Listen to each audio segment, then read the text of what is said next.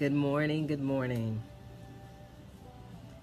It's Maria in the morning, and we are going to have another wonderful session with Terry Gartrell,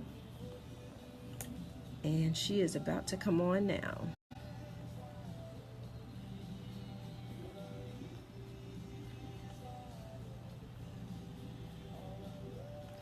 Good morning. It's great to see you this morning.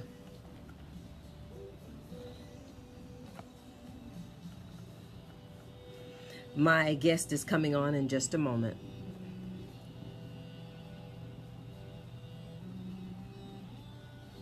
Good morning, beautiful Deidre. Glad to see you here. We're talking about mental health this morning, and she is coming on in just a moment. Our counselor, an expert in this field. So hopefully she'll be logging on in just a moment. We're going to start our interview at 8:30. So if you need to, you can leave and come back in 2 minutes or 1 minute.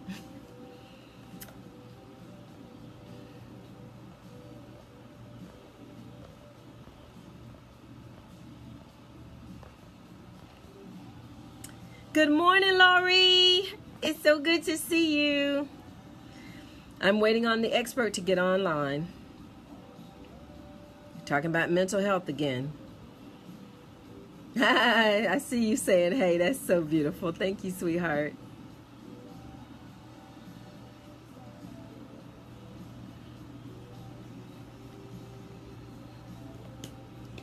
Hopefully she'll be here in a second.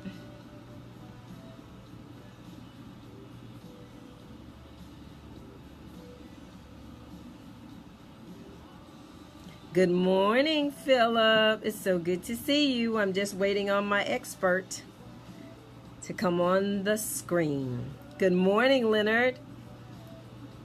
We are talking about mental health one more time. Give us just a minute to get her back on the screen. And there she is. We're now.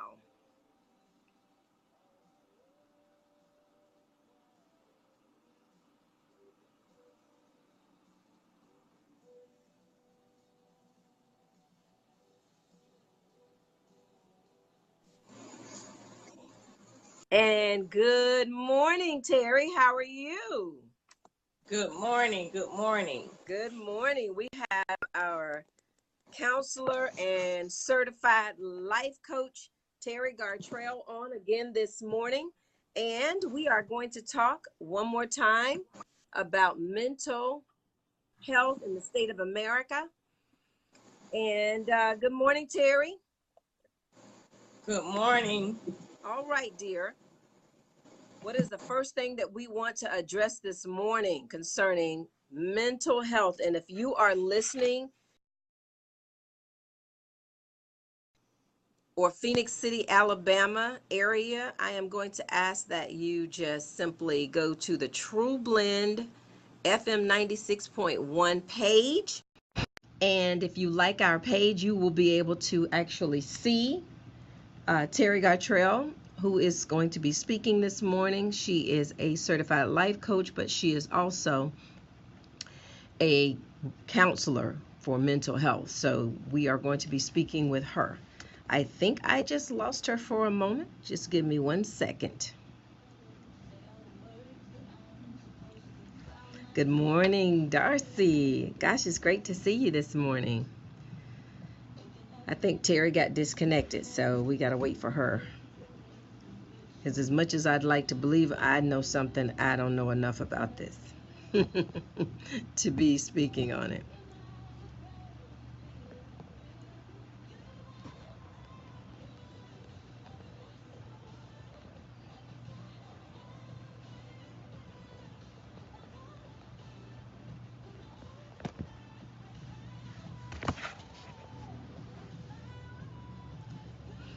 So, Darcy, do you have anyone that you know in your home or in your life that you could use some information concerning mental health?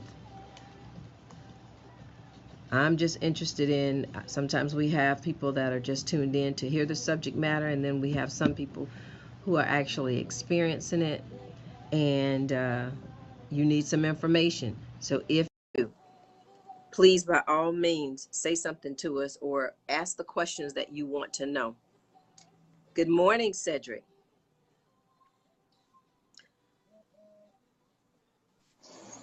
And good morning, Terry. You're back.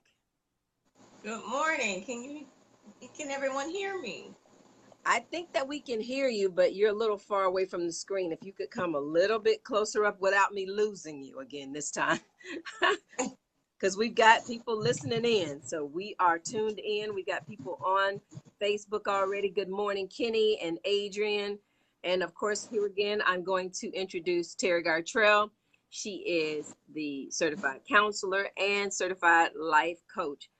The state of mental health in America. Good morning, Terry.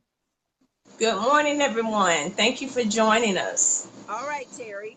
We talked about last week and a little bit yesterday about how to identify when something may not be right. Um, there are all sorts of mental health issues, and there is no one look for it. Is that correct? Yes, ma'am. And we also talked about some of the reasons that people were not able to access care. Right, right. Okay, so let's talk about that. Well, I started out by letting you know that about 1 in 5 adults suffer with mental health diagnoses. 1 in 5. Okay, wow. And 50% of those people who are suffering are not getting the treatment that they need. And how does And that so, how is that affecting the rest of us? well, that is affecting the rest of us because it causes a lot of, um, because the people that are caring for these individuals, the people that, see these individuals on a day-to-day basis are being impacted by that. And so we talked about the referral process and what we can do just in our circle to help people get the services that they need. Okay. And give us some ideas about that. Well, for one thing, if a person does not self-refer, or say you start out, for instance, a person might start out by just talking to someone at their church, or Yep. they may, because they do have lay counseling programs, you Right. may start out talking to a friend or a family member. Now, if you see that this situation is out of your scope, this is something, just as you just said, I don't have training in this area. So Exactly. let's get someone that has the training and the expertise and other providers that maybe they're working with that can help you get the treatment that you need. Many times it's just going into counseling. Sometimes it does require, the medication, All a right. combination. And I want to stress, if you start on medication, that does not mean that you will be on it forever. But Oh, in good. some cases, yes, ma'am. And in some cases, you do need to be on the medication. It just all depends on what the diagnosis is. Um, but we wanted to talk about, just being in good health, spiritually, mentally, physically, so that people can live the life that they really want to live. Correct. All right. So speak to me more about that. Well, what I do is once I receive a referral, whether it's a person that's calling based on, a past client, they may have seen my listing. What I do is I set up an initial appointment, Okay. and it's called consultation. What that does is that allows the person or persons to come in and explain to me why they're seeking treatment, and they also fill out their initial paperwork. Okay. Okay. And Okay. so that's if they initiate this act. Right, but if the family does, it's the same process. Oh, okay. Okay. Good deal. All right. Either way it goes, we have to do that limit that preliminary paperwork. One of the most important things is that a person gives me consent to work with them. You have to have consent to treat that person and to talk with that person. All right. Um, okay, and so once we do that and find out if it's a good match, we move forward and begin the process of getting the background information, because without the background information, I really can't properly treat a person. Okay, so when you say if it's a good match, you mean the person that's helping with the person that's going through some type of mental health issue, that being that matchup, because every counselor may not necessarily be a good fit for that particular. Right, Okay, right. all right, that's good. I just want to Right. clarify. And I would recommend that based on not just the person's training, based on, a lot of people want to be with someone who aligns with their belief system. It may be the type of illness that the person is suffering with, because there are, certain areas that you can specialize in. Um, it's just a variety of things you would look at, All right, and you make sure is that it's a good match for the individual that you are going to be working with. that makes sense. Okay, and what's the next steps? Well, you bring them in. What I do is I bring them in and I do the assessment process, which is getting the full history of that person. Okay, And keep in mind, everything is confidential, because this should be a place where a person can come and talk freely. Many people have held things in for years.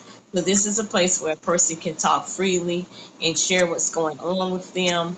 There is a systematic approach that we use as clinicians to narrow it down to what's actually going on with this person.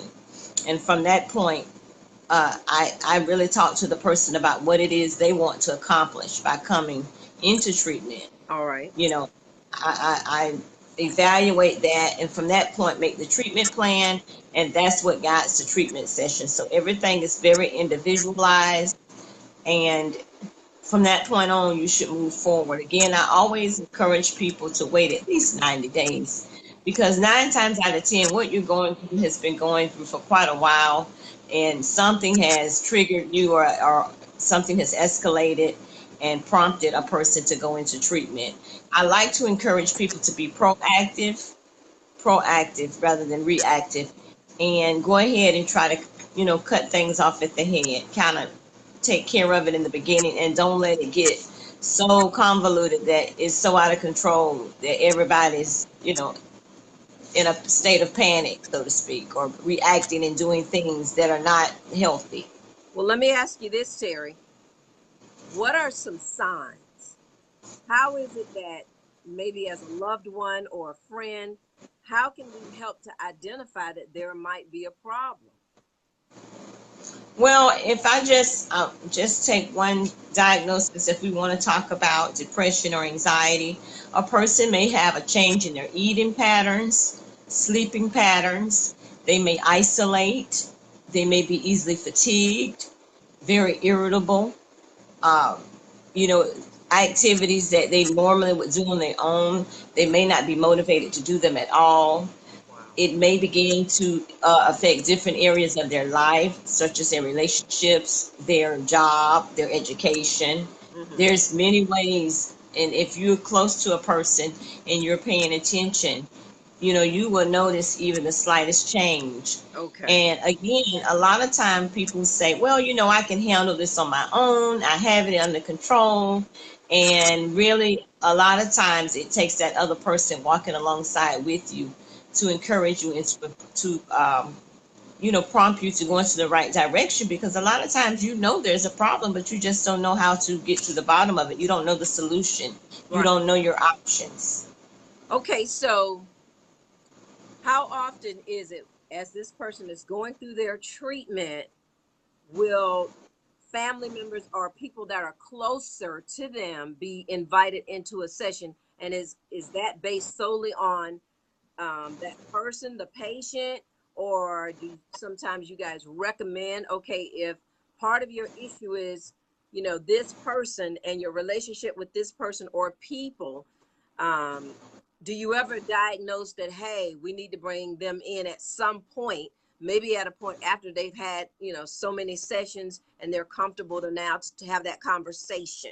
Talk to me about that.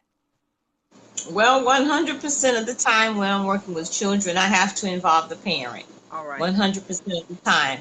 That's from day one. Now, they may not be in on the entire session, but I do involve the parent, because 9 times out of 10, there's something that I need that parent to do as well. but the child is free to talk to me about anything, and I do not share any information unless that child gives me consent, unless it's a danger. That child is a danger to himself or to somebody else. Other than that, that child is free to come in and talk and share with me anything, and I will not be able to share that with the parent. And we get that understanding up front, Okay. because the whole idea is that that parent wants that child to open up, and they're trying to find out what's going on. When it comes to couples, I do bring the couples in individually to do their assessments, Mm-hmm. then I bring together. A lot of times when we start talking about things, other issues begin to surface. And so sometimes I have to temporarily separate the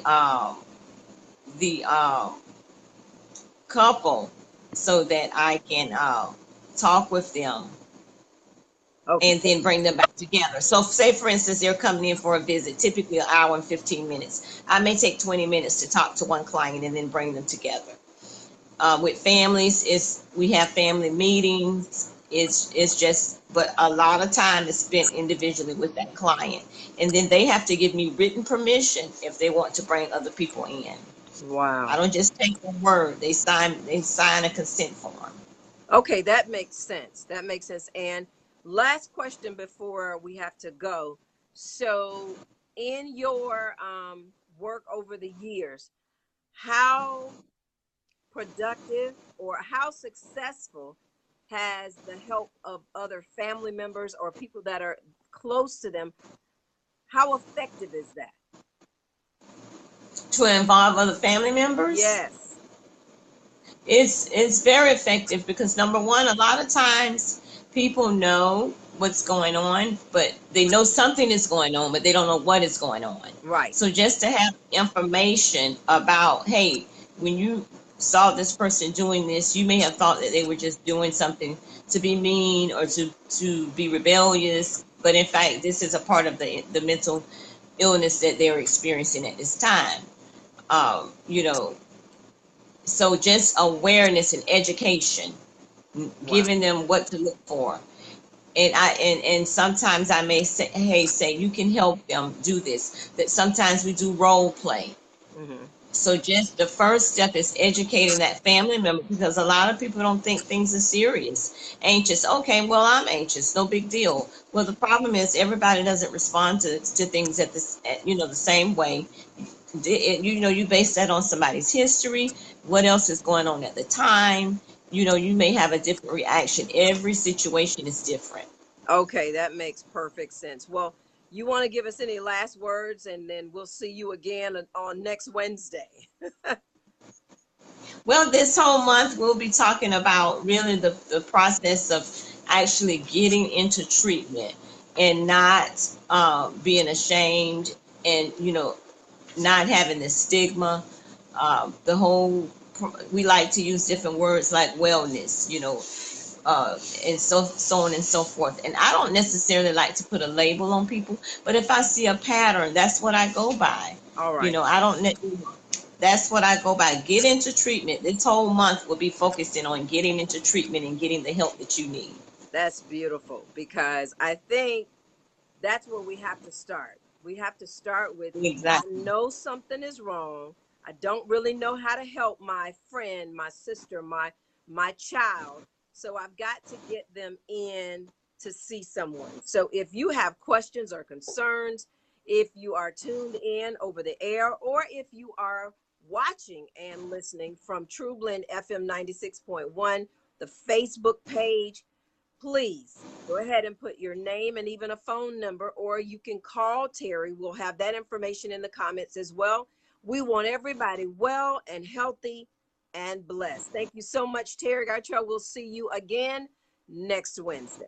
Be blessed. Thank you. God bless.